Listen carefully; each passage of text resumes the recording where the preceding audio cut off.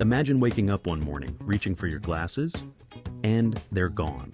The entire world dissolves into a blurry haze. You can't read, you can't work, you can't drive. For the majority of people on this planet, that would mean the end of normal life as they know it. Today, nearly 4 billion people wear glasses. That's more than half the world's population. Yet, very few of us stop to think. Where did glasses actually come from? Who first figured out that a piece of glass could give someone their vision back? And why would the world look completely different today without this deceptively simple invention? Let's find out. Let's start with an uncomfortable truth. For most of human history, poor eyesight was a life sentence. If you were born nearsighted, or if you lost the ability to read clearly by the time you hit 40, welcome to a world where you were quickly becoming a burden. Scholars, monks, scribes, jewelers, tailors, all of them depended entirely on their vision. And when their eyes began to fail, their careers were over. Picture a 12th century monk who has spent his entire life copying sacred texts. By the age of 50, the letters start to swim. He squints, brings the parchment right up to his nose. Nothing helps. He's replaced by a young novice. Decades of knowledge and hard-won expertise simply vanish. People tried to fight back. In ancient Rome, craftsmen would grind transparent stones, beryl and rock crystal, and peer through them at small text. Nero, according to historical accounts, watched gladiatorial games through a polished emerald, though most historians believe this was more about shielding his eyes from the glare than correcting his vision. In the 11th century, the Arab scholar Ibn al-Haytham wrote his landmark work, the Book of Optics. We still don't know the exact date. We still don't know the inventor's name. It's one of history's most maddening mysteries. Sometime around 1286, in Pisa or Florence, someone first mounted 2 convex lenses into a frame and placed them on their nose. The earliest glasses had no arms or temples. You simply held them in front of your eyes or balanced them on the bridge of your nose. They looked like 2 magnifying glasses joined by a rivet. The first documented reference to glasses comes from a sermon delivered by Dominican friar Giordano da Pisa in 1306. He said, from the pulpit, "It is not yet 20 years since there was found the art of making eyeglasses which make for good vision. This is one of the best and most necessary of the world's arts." 20 years back from 1306 puts the invention at around 1286. But Giordano never named the inventor. In those early days, glasses were a luxury item. Glass was expensive, and the craftsmen skilled enough to grind lenses were extremely rare. Glasses were gifted to kings, sold to wealthy merchants, and passed down through families as prized possessions. This is where things get truly fascinating. In the 1440s, Johannes Gutenberg invented the printing press. Books became available to thousands of people. Literacy began to rise. But what does any of that have to do with glasses? Everything, actually. The people who could read in the 15th century were mostly monks, scholars, lawyers, and doctors, people of middle age and beyond. And it's precisely those people, in their 40s and 50s, who developed presbyopia, the natural age-related loss of the ability to see things up close. Without glasses, these people simply couldn't read small print. The spread of printing and the spread of glasses went hand in hand. One without the other would not have worked nearly as well. Glasses effectively extended the productive lives of scholars and skilled craftsmen by 10, 15, even 20 years.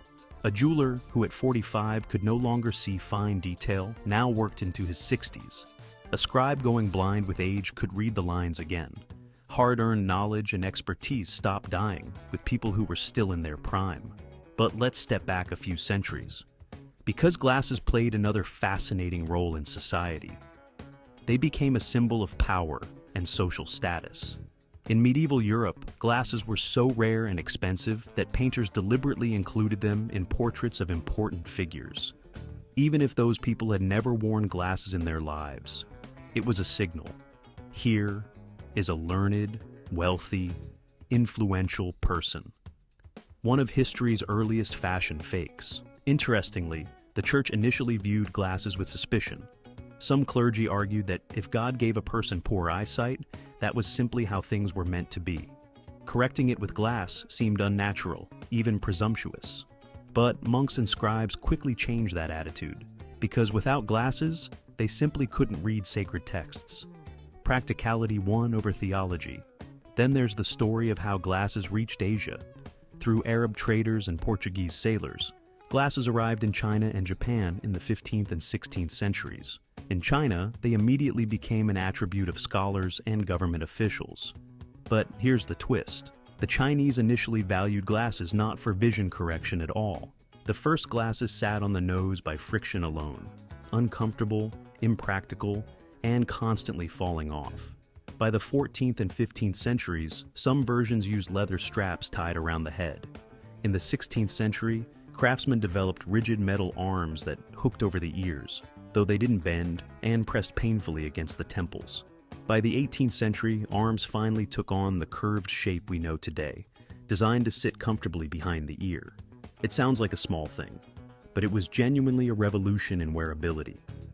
In 1784, Benjamin Franklin, yes, the man on the $100 bill, invented bifocal lenses. He was tired of constantly switching between two pairs of glasses, one for reading, one for distance. His solution was to cut both lenses in half and join them in a single frame. Bottom half for reading, top half for distance. Elegant and brilliant. And here's an unexpected fact. Sunglasses appeared long before any of this.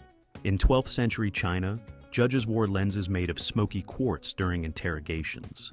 Not to block the sun, but to conceal their own eye expressions so that suspects couldn't read their reactions. By the 19th century, glasses manufacturing had become industrial. Prices dropped, quality improved. In the 20th century came contact lenses. First enormous and made of glass, then soft polymer, then laser vision correction. Today, glasses are far more than a medical device. They're a fashion accessory, an expression of personal style, a cultural statement. Designer frames cost hundreds of dollars. Sunglasses alone are a global industry worth tens of billions. And ahead of us lies the era of smart glasses. Google Glass was just the beginning. Modern augmented reality glasses overlay digital images directly onto the real world. Meta, Apple, Samsung, every major tech giant is pouring billions into AR eyewear. Within a decade, glasses may not just correct your vision. They might display navigation, translate text in real time, and recognize the people in front of you. Glasses are a small object with a vast history. 700 years ago, some nameless craftsman in Italy joined two pieces of glass in a frame. He couldn't possibly have known that his invention would help fuel the spread of printing, extend the working lives of scholars, accelerate the scientific revolution, and ultimately alter the course of human civilization. Sometimes the greatest inventions look like the simplest ones. Look at your glasses, or at the glasses of someone near you. Behind them sits 700 years of history, hundreds of generations of craftsmen, and one brilliantly simple idea. A piece of ground glass that gave billions of people the ability to see the world again.